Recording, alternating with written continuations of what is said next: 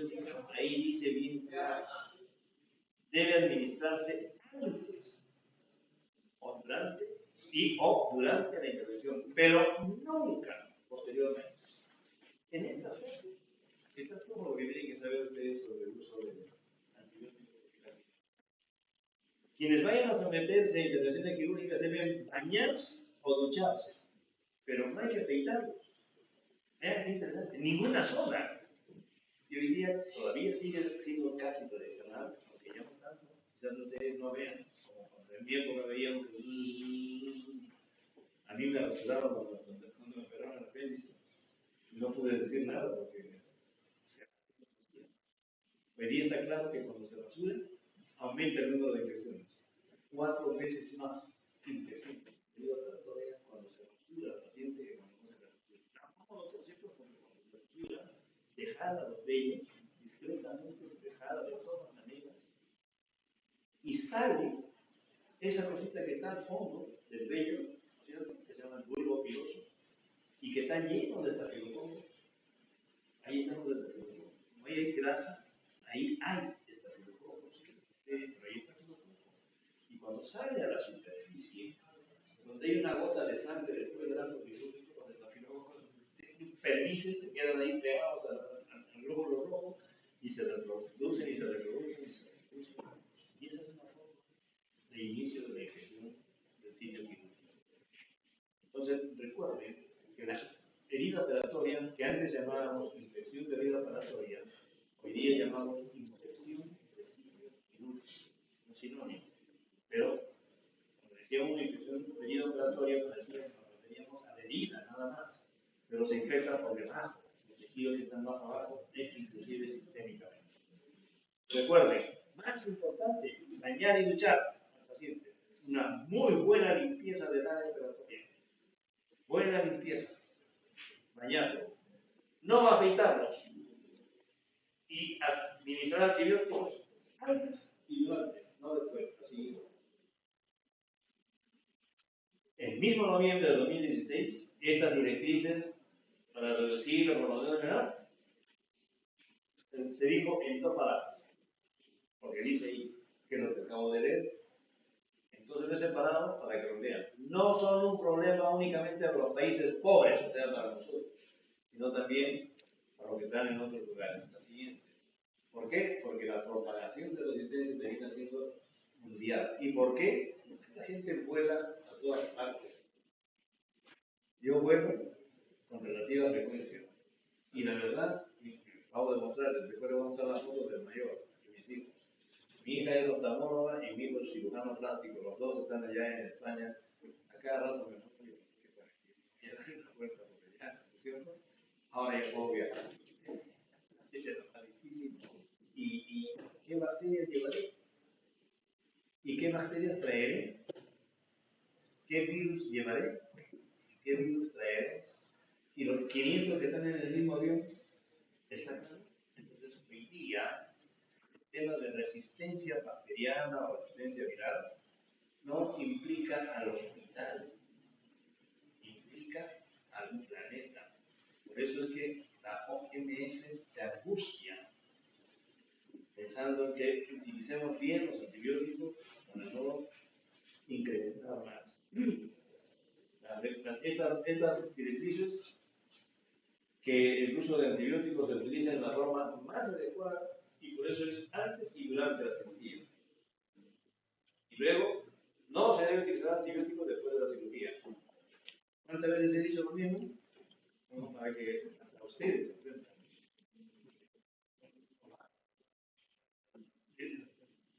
¿Cuándo se usan los antibióticos? Se dijo. Quiero ver la clave. Antes de empezar la cirugía. ¿Cuánto tiempo? Media hora antes. Entre 2 horas de media hora antes. Ese es el momento. No, pues no me digan la semana anterior, no. Media hora antes. Durante la inducción anestésica. Cuando la anestesia al paciente, pum, le ponen su antibiótico. Perfecto. 2 horas antes, perfecto. Media hora antes, perfecto. 2 días antes, bueno. Para el colon, se puede indicar la noche anterior. Por ejemplo, se pone antibiótico la noche anterior para limpiar. Todavía se sigue usando. Ya no tan ampliamente todo depende de dónde estamos. Si estamos fuera de Lima, en un lugar donde las facilidades no son las mismas, está perfecto que le pongan en la noche anterior. La siguiente.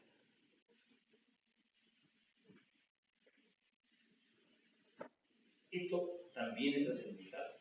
Recuerden que siempre debemos precisar el diagnóstico. Es obligatorio. ¿Qué tiene tu paciente? Fiebre. Y ya pone el ceftriaxona. No pues, yo le decía hace un rato, ceftriaxona no es un antipirético, entonces no se pone cuando tiene fiebre, se pone cuando tiene infección bacteriana. Porque de repente su infección es viral, dolor de garganta, ceftriaxona. Y no se olviden, yo he escuchado a muchos médicos decir, pero a mí me va muy bien con ciprofloxacina. Mi paciente tiene dolor de garganta, le doy ciprofloxacina y a los 3 días ya están sanos. Mentalmente ustedes piensan, sí, bueno, los virus duran 3 días y los virus mueren de todas maneras después de 3 días ya están sanos, no por el antibiótico. ¿Ah? La siguiente.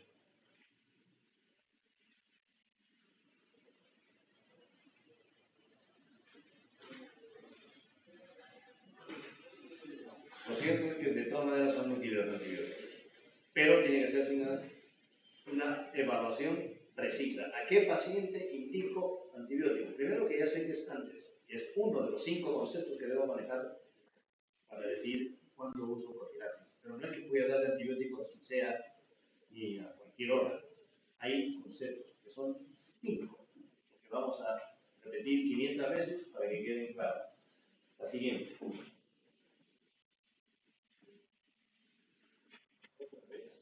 La siguiente. Que no se infecte la herida, eso es importante. ¿Cómo evitamos que se infecte la herida? Con un buen aseo de la zona operatoria. Buen aseo, limpian bien. Clorexidina. Clorexidina se puede usar con jabón, si no hay. Con agua y jabón. Si tiene alcohol, le ponen alcohol. Lo más importante es lo que hacemos antes de cortar. Las manos del cirujano bien lavadas y nunca con cepillo. Antiguamente cepillo para las uñas. Pero acá, ¿por qué, doctor? Porque están sacando las bacterias que dije que salían con el basural igualito. Sacan las bacterias, las ponen a la vista y infectan las cosas. El cepillado incrementa la frecuencia de infecciones intraocularales en la herida operatoria. Por lo tanto, no tiene sentido. Un buen lavado de manos, clorexidina, iodopovidona, son las sustancias más adecuadas para limpiar el abdomen o la noche. Y luego se colocan los guantes y se acabó el problema. Eso es lo más importante para evitar que se infecte la herida. Y luego el uso del antibiótico. Pero no es un antibiótico porque hice mal todo lo anterior. El cirujano, antes de llegar a la sala, debería conversar con el equipo qué es lo que van a hacer. Y no que suceda que llegue el cirujano a las 8 de la mañana, se está yendo al piso y le dice, no te olvides que tienes que ir a la sala. ¿Qué? ¿Hoy día me toca? Sí. ¿Y qué voy a hablar? No lo hace. Una vez, ni siquiera le dicen cómo se llama el paciente. Ese es nuestro trabajo. Y yo diría casi nuestro mundo. El cirujano ni conoce al paciente, lo programó el jefe para que opere una vesícula. No a Pedro Quispe o John Wayne, nada. A quien sea, va a operar, no sabe cuál es la historia, no sabe nada. Entrando en sala, el presidente le va diciendo su azúcar está viendo todo porque el presidente le vaya. Andamos mal. No adquieran esa costumbre. No la adquieran. Vean a su paciente antes de entrar a la sala, entérense de qué se trata, qué es lo que van a hacer para que programen lo que van a hacer en sala. Que no suceda que están sacando, si me cuesta, me corté una hora. Y ahora, le corté el tono, le corté el tono. Ya se conoce, ya fue. O sea, pensaba hacer cirujano.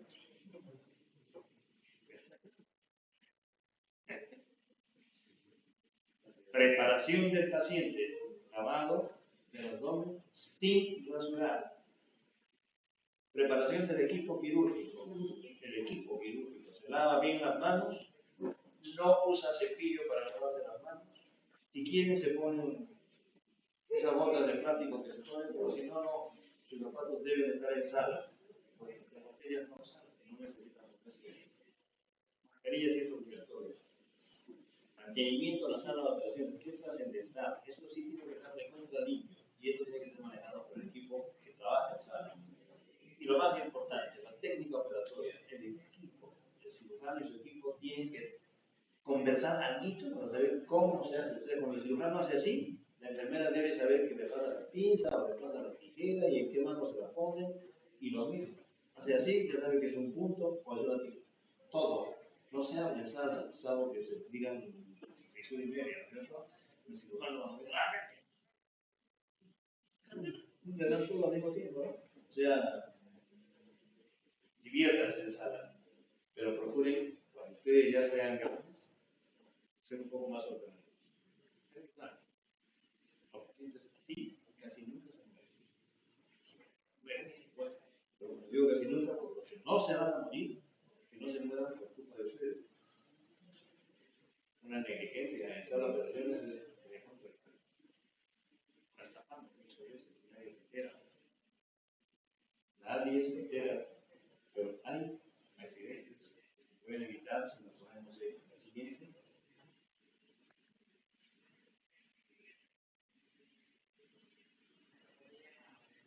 Vean, ¡uy, qué rápido que es! Yo creo que estoy interpretando.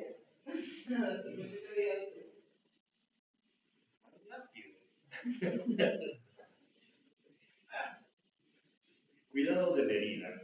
A veces no me acuerdo, ¿qué hace saltar? Cuando yo era interno, tal vez lo hacer. Yo era interno, me preguntaba, doctor, ¿curo todos los días? Pero doctor, ayer hemos operado, le limpio, le hago la herida, le saco. Y yo le pregunto, como ustedes, cada uno tiene sus costumbres, es bueno saber con qué cirujano estoy pasando visita. ¿Cómo se te ocurre? Lo que un cristiano no tenemos de seguro.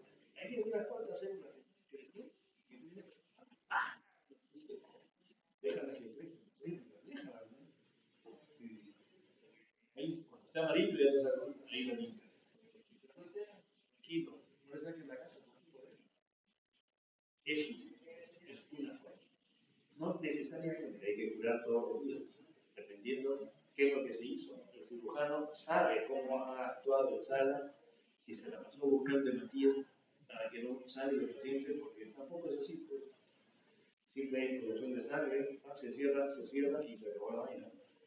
Y entonces el cuidado de la herida dependerá de cuál es la indicación del cirujano, qué fue lo que hizo Sara y si el accidente estuvo y vio, sabe perfectamente cómo terminó la cirugía, si hay tejido necrosado, si hay tejido donde la pinza se paseó demasiado. El cuidado de la herida depende de cómo fue al final de la cirugía.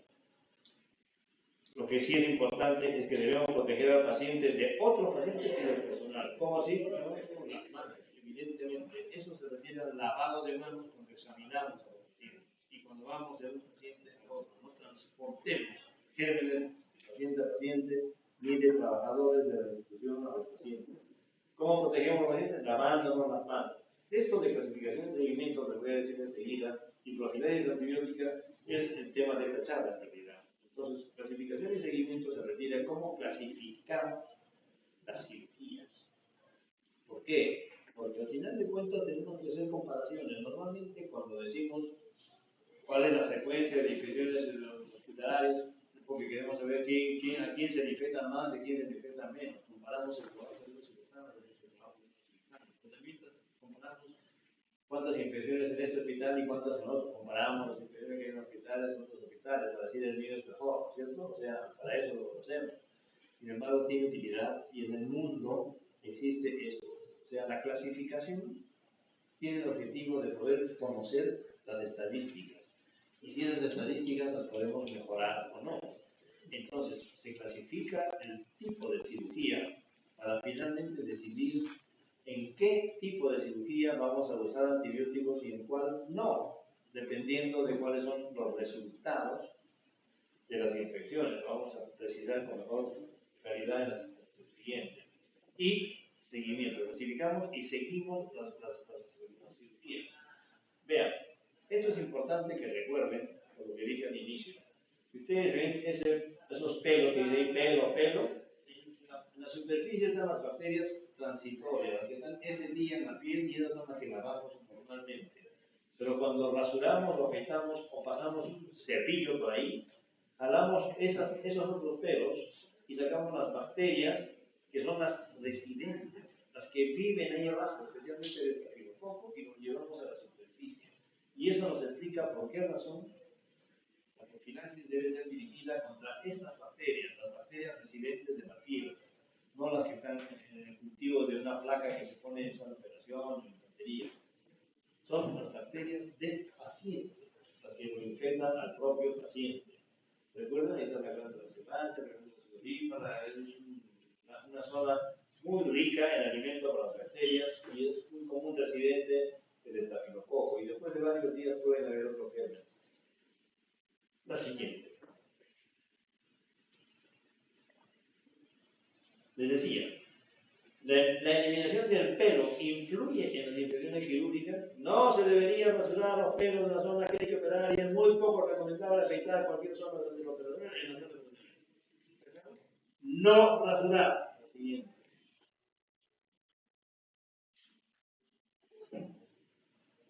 Lógicamente, no es lo mismo un paciente que tiene diabetes y que está cetoacidótico a un paciente que tiene diabetes con una diabetes absolutamente controlada. Cuando hablamos de susceptibilidad de huéspedes, hablamos de un paciente que tiene una enfermedad cualquiera no controlada. Si es un paciente con VIH que tiene su CD4 por el suelo y tiene una carga viral brutal, es un paciente de alto riesgo. A diferencia de un paciente que tiene 500 de CD4, carga viral indetectable, es un paciente normal. O sea, no pasa la palabra. Es un paciente inmunodeprimido, sino es estable.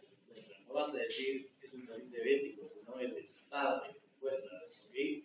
No es un paciente con leucemia, tiene depósitos normales, etcétera. Ya, la susceptibilidad de huésped entonces es fundamental. ¿Cuánta cantidad y el tipo de contaminación de herida operatoria? Yo estoy operando a un paciente, se abrió el colon y se contamina con caca, o sea, heces. No es lo mismo que se contamine con heces a que se contamine con, uy, corté la aorta, sangre, es limpia, no contamina nada. No contamina, bueno, siempre se puede desatar. Pero no morir por una sepsis, está claro. O sea, el accidente en sala depende de qué órgano corto. Si corto el colon, es una sepsis segura, o por lo menos una peritonitis segura. De todas maneras se va a infectar. Tengo que darle antibióticos y no profilaxis. Eso es tratamiento de la infección obligatorio. ¿Okay? Condición de la herida al final de la operación, lo que le decía, el cirujano tiene que dejar claro cómo ha sido la cirugía y el residente también tiene que tener claridad en cómo ha quedado la herida, si hay tejido muerto o no. La siguiente. ¿Cómo preparamos el lugar quirúrgico? Y aquí esta parte es importante. Se debe utilizar soluciones antisépticas, además de alcohol o acuosas como desinfectantes de la piel de pacientes operados. Podría ser. ¿Son recomendables las soluciones de clorhexidina y povidona? Sí, tiene que ser, ¿no es cierto? Habría que utilizar soluciones antisépticas de base alcohólica, especialmente aquellas basadas en clorhexidina para desinfectar la piel de los pacientes en el lugar quirúrgico. O sea, las preguntas que están en el lado izquierdo, su respuesta es sí. Sí, laven bien, limpien bien y alcohol. Si tienen clorhexidina o yodo povidona, cualquiera de ellas, porque esas son antisépticos muy buenos para limpiar la piel. La siguiente. Y los factores que no tienen relación con el paciente, sino lo que tienen que ver alrededor del proceso de la operación, que están relacionados con el ambiente, etc. Antisepsia de la piel, preparación de la piel preoperatoria, la vestimenta quirúrgica, ropa estéril. Esto ya lo hemos repetido, la antisepsia es fundamental en la piel. La vestimenta quirúrgica, lógicamente, es descartable, el material que se pone al final, en lo cual todo es absolutamente descartable. Es ropa estéril que se elimina. La siguiente, que tiene que ser bien utilizada. El uso de un jabón antimicrobiano en el lavado preoperatorio es más eficaz que un jabón común para reducir las infecciones quirúrgicas. Pregunta del examen. ¿Cuál es la respuesta? No. El uso de un jabón antimicrobiano en el lavado corporal es más eficaz que un jabón común. Un jabón, agua y jabón. La siguiente.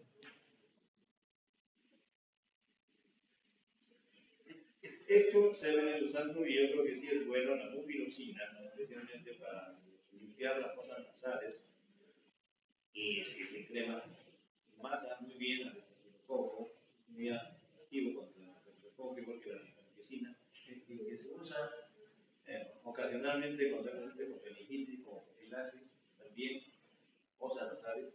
Se usa muy bien para los pacientes, para los trabajadores que están en operaciones y los pacientes que tienen esta condición.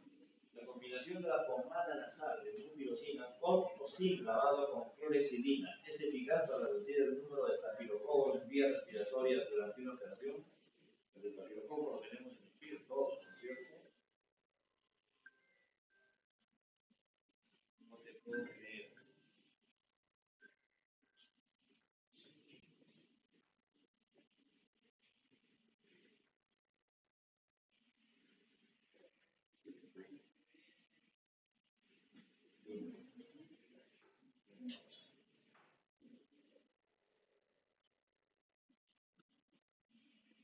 Tenemos que terminar en 2 horas.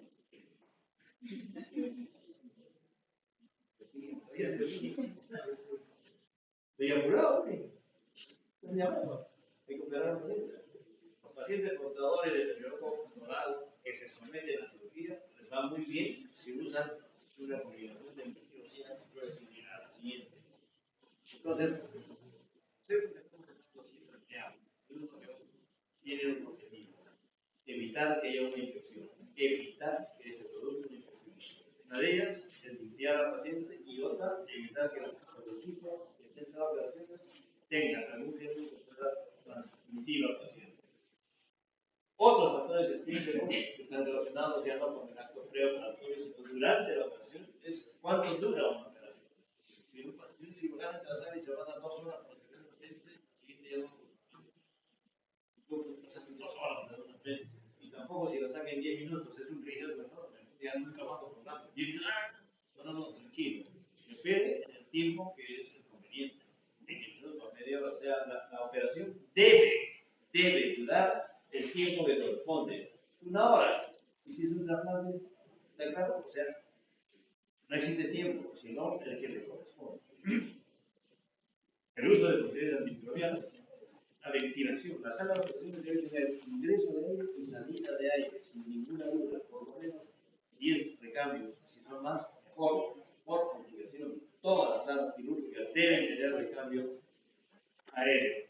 Y el instrumental recontra estéril, o sea, se lava, se esteriliza y se pone en el paciente que se pone. Las gasas estériles y bien montadas, tiene que haber un recuento de gasas. Ustedes saben, un tema fundamental es el recuento de gasas. Una vez que terminas las operaciones, el cirujano pregunta: ¿todo completo o todo falta una gasa? ¿Cómo que falta una gasa? Sí, ¿qué obra ya se ve? Tiene que volver a abrir, o sea, se pregunta si todo está completo antes de cerrar. ¿Cierto? No vayan a cerrar. ¿Todo completo? No, todo falta una gasa. Busquen en el suelo, no hay por ningún sitio. ¿Dónde se quedó? La siguiente. Lógicamente, el paciente tiene sus propias características. Su edad, si es que es un paciente de 100 años, no es lo mismo que uno de 20 o 25. Su estado nutricional, esos 20 kilos teniendo 50 años, no es tan razonable. Pesa 150 kilos, tampoco es razonable. Si tiene diabetes, depende. Si está bien controlado, es distinto. Puede ser diabético, pero si está bien controlado, si estamos medicación correctamente, no es mal. Fuma, doctor, algo. Sala de operaciones complicadas. Recuerden que el hábito de fumar puede inclusive alterar en los pulmones. Es un bastante importante que todavía existe en adultos. O sea, es un clásico, por el cual no es recomendable. La siguiente, la obesidad prohibido. Si el paciente tiene infección, no puede entrar a la sala. Ya sea antiguo y peor si es un paciente con una infección activa. Recordar que hay organismos en la mucosa que tenemos en el intestino. Si si no lo recordamos, vamos a cometer un error, vamos a dar un antibiótico adecuado. Paciente que tiene una respuesta inmune alterada o el estado preoperatorio de la enfermedad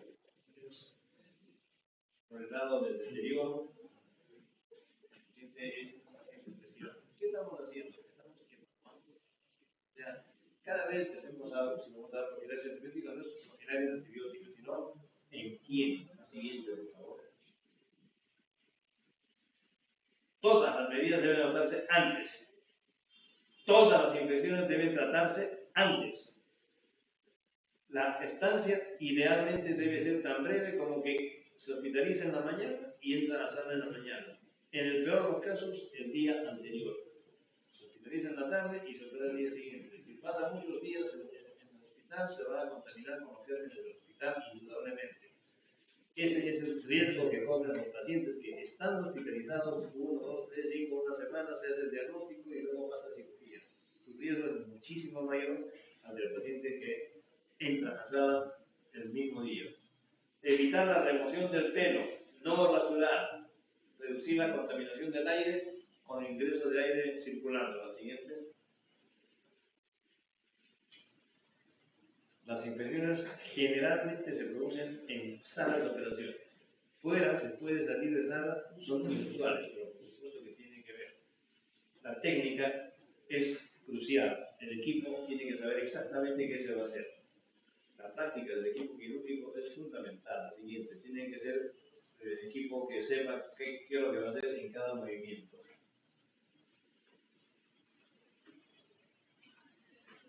La medida más importante es que la contaminación no exista, que el tiempo operatorio sea muy largo, genera más posibilidades de infección. Si hay tejidos desvitalizados, porque el cirujano se la pasó correteando reumatíes y poniendo pinzas en todos los tejidos, y si deja un cuerpo extraño, se quedó una gasa, todo esto es alto riesgo para infección. La siguiente. El propio paciente, el medio ambiente o el personal son los que generan la presencia de gérmenes. La siguiente.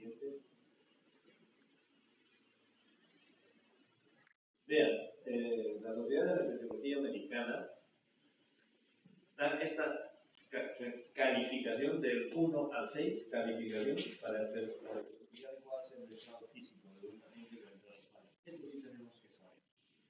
Esto en algún momento traten de aprenderlo porque en su vida lo tienen que saber. Si es un anestesiólogo como yo, un cirujano, ciudadanos del clínico como yo, un punto le ponemos al paciente normalmente sano y 6 puntos al que tiene muerte cerebral, que es un candidato a trasplante. Ya, ¿qué vamos a hacer? Donantes, ¿de qué importa? Muerte cerebral, 6 puntos. Lo que menos podemos hacer será, aunque menos podemos hacer será lo que más se tenga que hacer. ¿Vale? Calculo que no.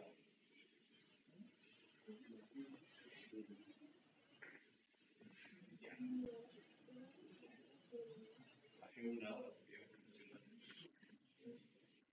entonces, todos hacen la contraria presión, pero ella llama. ¿Quién nos la llamado? Y ahorita, 2 puntos el que tiene enfermedad sistémica leve, 3 el de enfermedad sistémica severa, etc. La siguiente. O sea, hay una calificación del estado físico del paciente que tiene una 1, 2, 3, 4, 5, 6 y eso se utiliza para ponerle nota. ¿Cuánto tiene tu paciente? 7. Uy,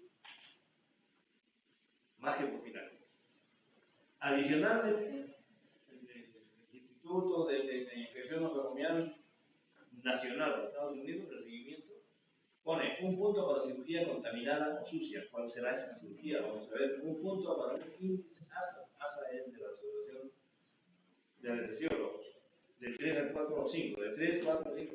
Los 3 últimos tienen un punto. Un punto si la intervención excede el porcentaje 75 del tiempo estándar. Entonces teníamos en cuenta nosotros que depende de cuánto tiempo, depende de la cirugía. Si se pasa mucho tiempo, tiene un puntaje, vean. O sea, mucho tiempo hay un puntaje que ponerle al paciente. Si el índice de ASA es 3, 4, 5, otro punto y así sucesivamente. El paciente que tiene 3 puntos es un paciente más candidato al siguiente para la sala de operación. Y todo eso se puede clasificar en índice de riesgo, como figura acá. Mayor de presentarse 75 referido con la cirugía y la comorbilidad si es un asa mayor de 2. Entonces, 0 si no hay ningún factor de riesgo, 1 los factores de riesgo, 2 los 2 factores de riesgo. Esta es válida, la siguiente. Pero teniendo en cuenta el tipo de cirugía, podemos nosotros además clasificar la cirugía. Con este índice de riesgo, más o menos se considera que la cirugía limpia, es 1% cuando el paciente tiene 0 puntos y puede llegar hasta 5.4% el riesgo de infectarse la bacteria cuando tiene 2 puntos. Entonces, vean, una cirugía limpia, si bien es normal que digamos que la cirugía limpia no requiere profilaxis antibiótica, si el paciente en quien se va a desarrollar una cirugía limpia tiene un índice de riesgo de 2 puntos, o sea, en las dos clasificaciones anteriores que te acabo de mostrar, ¿okay? Tiene condiciones de riesgo, su puntaje termina siendo 2 para la cirugía limpia, 5.4%. En esos pacientes, inclusive, uno tiene que plantear la necesidad de profilaxis antibiótica, como vamos a ver en este caso. En cambio, la limpia contaminada, inclusive el paciente con 0, va de 2.1 hasta 9.5%. Esos son los pacientes candidatos ideales para profilaxis antibiótica. Los que tienen cirugía limpia contaminada y los de limpia, bajo algunas condiciones. En cambio, los pacientes que tienen una cirugía contaminada, vean, 3.4 se van a infectar, o sea que hay una enfermedad profiláctica. Ellos lo tienen que tratar de todas maneras. En las contaminadas es obligatorio el tratamiento. Profilaxis limpia y limpia contaminada. Limpia bajo alguna condición. La siguiente. Esto ya demostré temprano. Las infecciones son de piel, ya, la siguiente son infecciones superficiales. Y eso es lo que ustedes tienen que recordar siempre, porque cuando lleven cirugía lo van a aprender recién. Altmaier clasificó las cirugías en estas 4. Cirugía limpia, limpia contaminada, contaminada y sucia. Limpia es una cirugía, vamos a hablar, ¿cómo se contamina, doctor, una cirugía? Cuando abrimos un tubo de nuestro organismo. Abrimos el tubo digestivo, se contaminó el abdomen. Abrimos el tubo respiratorio, se va a contaminar el intestino. Abrimos el tubo urinario y debemos entender, cuando abrimos un tubo, de todas maneras hay contaminación. Muy bien. Entonces, yo sé que voy a abrir un tubo, ¿sabes? Bueno, sí sé, porque en la cirugía que voy a desarrollar se abre el tubo de todas maneras. Por ejemplo, apéndice. Yo voy a sacar el apéndice, cuando corto el apéndice, le estoy abriendo el intestino de todas maneras. Voy a abrirlo porque estoy cortando el apéndice. Sí, sí, pero sé que voy a cortar, sé que voy a abrir, sé que voy a contaminar. Entonces, a esa cirugía le voy a llamar limpia contaminada. Porque yo entro a una cirugía limpia, abro el abdomen, está limpiecito. Pero cuando corto el apéndice, ya la contaminé. Porque era una cirugía limpia, porque estaba limpio, se transforma en contaminada, porque yo abrí, bajo condiciones que sé que va a suceder. Entonces todo mi equipo se acomoda como para que cuando se produzca, yo evite que se difunda por todos lados. Esa cirugía es la que requiere profilaxis antibiótica. Y cirugía contaminada es la que se produce contaminación accidental. Accidental, porque yo entro a sala para operar algo, pero no estoy pensando que voy a abrir el colon. Porque cuando opero apéndice voy a abrir el colon. Pero si voy a hacer otra operación y no voy a abrir el colon, pero ¡ay! Se me fue la mano por el colon. Eso es contaminada, ¿eh? Accidentalmente. Y especialmente cirugía contaminada es la que cuando entro a sala ya hay caca, o sea, peritonitis. Esa es cirugía, esa es cirugía sucia. Contaminada, la que abrí por accidente, corté el colon y la contaminé. Y sucia es la que ya está. Cuando entro a sala no tengo que cortar nada. Peritonitis es una cirugía sucia, ya está contaminada antes de que yo entre. Entonces, la limpia contaminada es que se contamina bajo condiciones estrictas de asepsia y con el máximo cuidado, porque de todas maneras se va a contaminar. Contaminada es la que yo no entré a contaminar, pero por accidente se contaminó. Y sucia es la que ya estaba contaminada o ya estaba sucia. La siguiente. Limpia, contaminada o contaminada son las de elección para profilaxis, especialmente la cirugía contaminada como es, hayamos comentado. Y en cualquier procedimiento en el que la infección puede ser rara, pero la morbilidad o mortalidad es alta. El mejor ejemplo es el de prótesis de cirugía de cadera. Cuando ustedes ponen cualquier prótesis, una válvula mitral o la que operen, una válvula de Pudens en el cerebro, o una prótesis de cadera, están poniendo un plástico en una zona que no es habitual, se puede operar, han dejado hecho un desorden en los glúteos, de cuando entran a la sala por primera vez, cortan la piel, ustedes ven ahí dice subcutánea, está escrito, pasa subcutánea muscular y van viendo, glúteo mayor, glúteo, leen ustedes ahí, acá está el glúteo mayor, pero después que han operado, cuando vuelven a operar, es un magma, ahí no hay cómo leer si es glúteo, qué cosa será. A ningún cirujano le gusta reoperar, a ninguno. Entonces, una prótesis infectada es lo que más odia un cirujano porque es una desgracia volver a operar. Por lo tanto, nunca se debe intentar en lo posible una prótesis. Y así sea una cirugía limpia, como que limpia. Limpia porque estamos operando una prótesis y no estamos cortando el intestino, ni el uréter, ni nada. Esa cirugía limpia que no debería requerir profilaxis. Pero como la posibilidad de infección es muy alta, más alta que la posibilidad de infección es la incomodidad para operar, entonces le damos profilaxis. La siguiente. Todas las prótesis son profilaxis antibiótica. Principios de profilaxis antibiótica. Esto es lo que decía yo. Son los 5 principios. Las 5 cosas que tenemos que saber para quién le damos profilaxis. El tipo de procedimiento. Ya lo hemos dicho. Limpia, contaminada. Momento de la administración. Antes de la cirugía. Tiempo de duración de la terapia. Máximo el día. Un solo día. Doctor, mi paciente está en 3 o 4 días. Ustedes están haciendo cualquier cosa, pero eso ya no es. Eso es por miedo. Eso es por susto. Eso es por angustia. Porque tengan cirujano, por eso están recibiendo antibióticos los pacientes, pero no por profilaxis. Tipo de procedimiento. Momento de administración. Tiempo de duración. ¿Qué antibiótico? Una cefalosporina de primera generación, cefazolina en la droga de elección. La ruta de administración endovenosa. Todos los pacientes deben recibir por vía endovenosa profilaxis antibiótica. Ocasionalmente usamos la vía oral y a veces la vía local, gotas de antibiótico para los ojos se pueden utilizar, pero la vía ideal es la vía endovenosa. La siguiente. Son como 50 diapositivas. Tipo limpia, contaminada y contaminada. ¿Está claro? La siguiente. Caso seleccionado de limpia. Principio. Cirugía limpia no está indicada por cirugía salvo cuando haya prótesis. Cirugía limpia contaminada está perfectamente indicada. Cirugía contaminada, tratamiento. Cirugía sucia, tratamiento antibiótico. ¿Ok?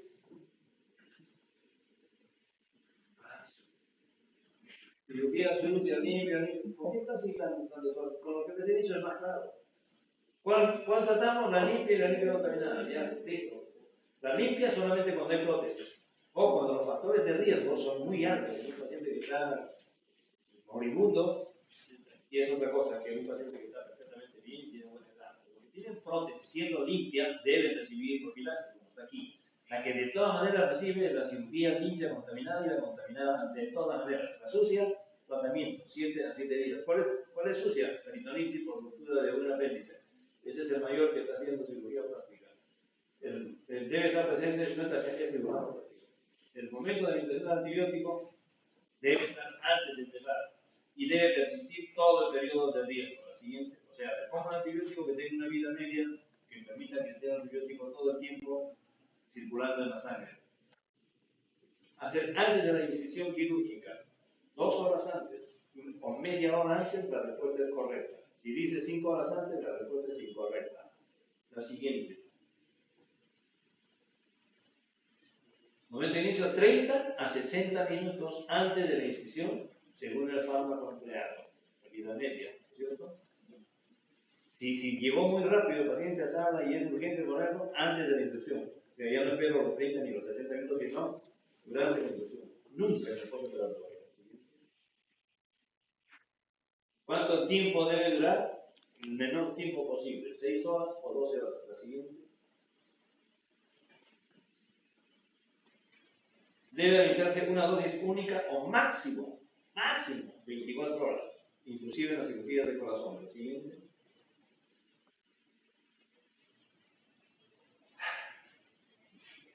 Monodosis previa a la cirugía, idealmente. Pin y se acabó, idealmente, pero cuando más, 24 horas. Estoy repitiendo. La dosis intraoperatoria es útil cuando se prolonga más del tiempo necesario de la vida media. Si es una cefazolina que puede estar 6 horas y la cirugía pasa a las 6 horas, una segunda dosis. La siguiente. ¿Por dónde se emplea la intravenosa? Lejos. ¿Por qué? Porque la intramuscular es errática, no sabemos cuánto va a absorberse de la dosis oral. Y la oral solamente para el colon, como les dije, solamente para el colon. La tópica es, por ejemplo, les dije para cirugía ocular. La siguiente. Qué bonito, es una diapositiva, creo que algo me las hizo. Yo que sé hacer esto, de verdad. Parecida es exactamente la misma hace 100 años. Pero le han dado otro formato para que se vea más bonito. No sé si será la vez pasada. La intravenosa es la más usada y la intramuscular es errática, la vía oral es contaminada. Ya, o sea, está repitiendo lo mismo, pero para aclarar. En azul, la intravenosa es la más usada. Perfecto. La intramuscular es errática, no sirve, la vía oral solo para colon y la nota tópica, ya, listo, así. Qué bonito. No sé si de eso mi secretaria, ¿quién la resuelve? Por vía intravenosa, el intestino se puede limpiar oralmente. La siguiente. Ya me cansé. Ya estoy repitiendo la vía intravenosa. La siguiente. Esta parte sí no la he dicho en ningún momento, pero hoy día se utiliza mucho la preparación mecánica. O sea, no le damos antibióticos, basta con limpiar el intestino. Vean, la preparación mecánica intestinal sin la administración oral de medicamentos no se debería hacer con el objetivo de reducir las infecciones quirúrgicas en adultos que se someten a operaciones colorectales. ¿Por qué? Porque de todas maneras va a producir una infección. O sea, que a pesar de que se hace una limpieza intestinal, es preferible acompañarlo de antibióticos y ácido intravenoso mejor. La combinación de una operación mecánica de intestino con o sin antibióticos es eficaz para prevenir infecciones. No se debería hacer con el objetivo de reducir las infecciones quirúrgicas. La siguiente es de la izquierda, es el intermedio. O sea, tengo 13. El mayor y la última, que son médicos. Y él, que es el inteligente. Médico. Siendo médico, yo no se les ocurrió ser médico. Nunca me veía. Hasta el día de hoy no saben quién es su padre. Yo salía de mi casa, estaba durmiendo. Regresaba a mi casa, seguía durmiendo. O sea, a las 10, 11 que digo, duerme. A las 7, a 11 que salgo, duerme. ¿Qué quiere decir? Duermen todo el día. Más ociosos no podían ser. Él es arquitecto. La siguiente. O sea que estoy recontra orgulloso. ¿Cómo la veo? ¿Les puedo decir algo? ¿Cómo creen que se sienten sus papás? Esto no lo muestro por mí, ¿eh? Lo muestro para que ustedes vean a sus papis. Todo el esfuerzo y sacrificio que hacen sus papás. Se han puesto a pensar. Como ya, por lo tanto, tengo que ir a comer. No tengo que ir a almorzar. Ya tiene que traer almuerzo. ¿Cómo lo va a echar? Además, me trajeron almuerzo. Yo no les he dicho que me traigan. ¿No es cierto? Tienen la obligación de atenderme bien. Acá yo no sé qué tengo de ahí. Y todavía tengo un problema, ¿verdad? Tus papis han hecho un esfuerzo para que estén aquí. Créanme. Y lo sigue haciendo. Aunque no se note. Aunque no se note. Y en algunos casos se recontranota, pero nos hacemos bien. Por favor, pídelo de sus papis. Algún día. Y si los ven con buenos ojos, los felicito. Creo que a veces somos poco extraños.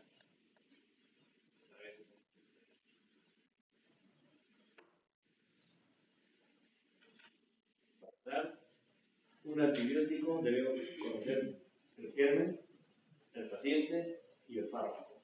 A eso se refiere.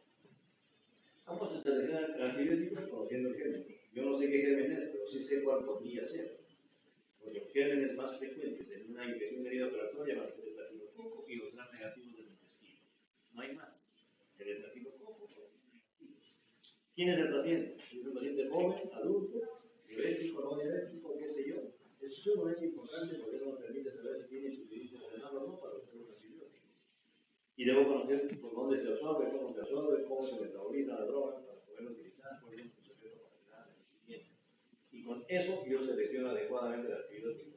El antibiótico debe ser activo contra la mayoría de los patógenos que podrían producir infección del sitio quirúrgico, lógicamente, los más comunes que están en esa zona.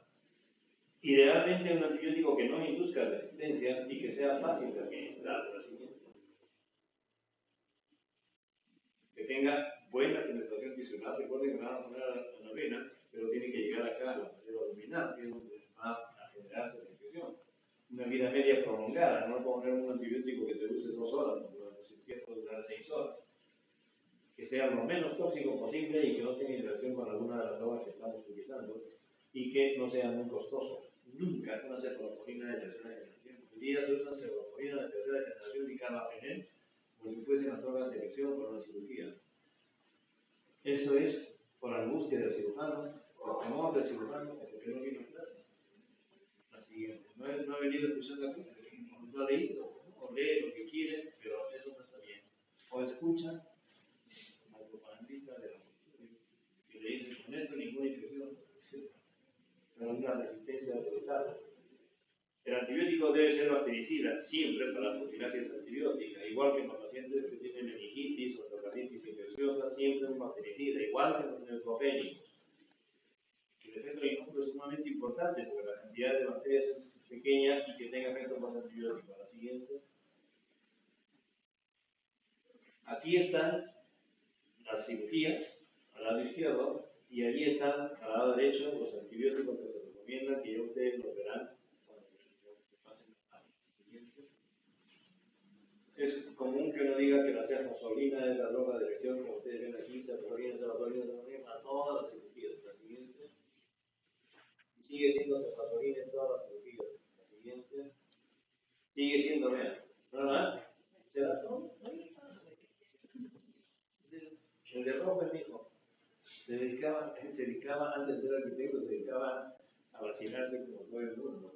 ¿Cuántos de ustedes les gustará jugar fútbol, tenis, hacer taekwondo, tocar guitarra, cantar? No cantan nada, pero igual cantan en el coro, porque tienen su hobby, ¿no es cierto? Cantan en el coro o donde sea, pero algo hacen, ¿no? Porque estudiar no, ¿no? Ya muchachos, de verdad que está bien.